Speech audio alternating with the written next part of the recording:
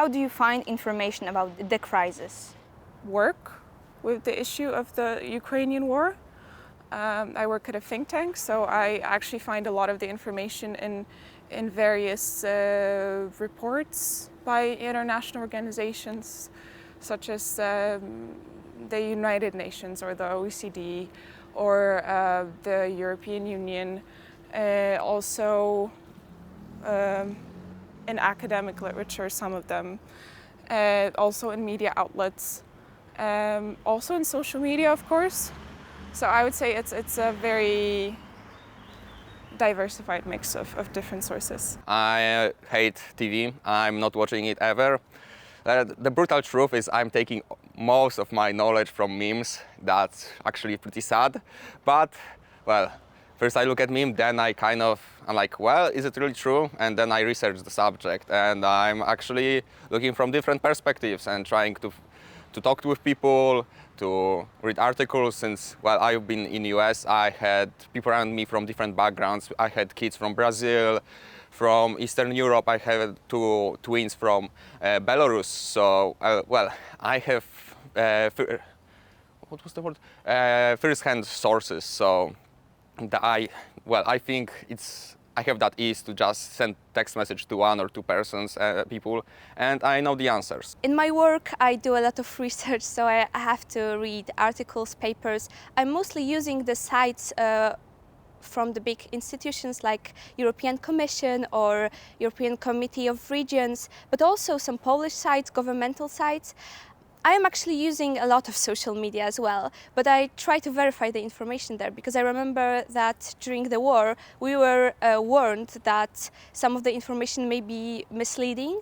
So I always try to double check, even in the comments or on Twitter, or somehow if it's affecting my life or if I want to spread the information, then I always try to double check in more verified sources. So I always try to reach to institutional sources or governmental sites. I guess I'm not the only one young person that doesn't really believe in the television anymore.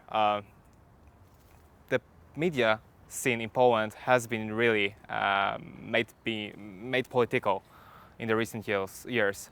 I don't believe in the television, I don't believe in the radio because it is all state-owned or influenced by some other party, which is not really a thing that is very democratic, I would say, even.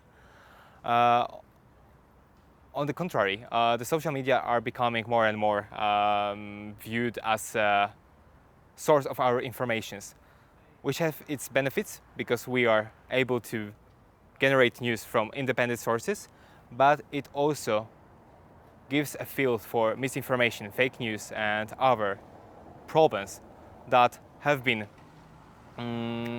omnipresent in the terms of war in Ukraine and Russian disinformation when it comes to the elections. And I think we have to be careful, but I do believe that social media will be the major news source for a lot of young people in the years to come. I mostly Google, mostly from the internet, probably from some traditional media. I read a lot of newspapers. That's my main source of information. Obviously internet and books. And by internet I mean news from the world, scientist research, and also like opinions of experts.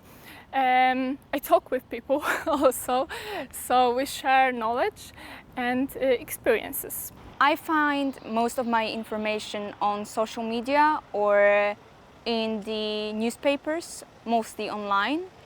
I try to find reliable sources that I can trust, and I fact check most of the information that I see, so that I know that they are true and that I can share it with other people around me. As in social media's user, informations about the crisis and the problems in our world, I see it when I'm opening my phone. So it's like social media and chats, messenger and all this stuff. I just see it everywhere, on the posters, on the TV. Even if I don't watch it as often, I see it everywhere. So the information about the crisis is everywhere, and I, as a person who is social active, I see it everywhere, even in my personal talks with my friends and colleagues.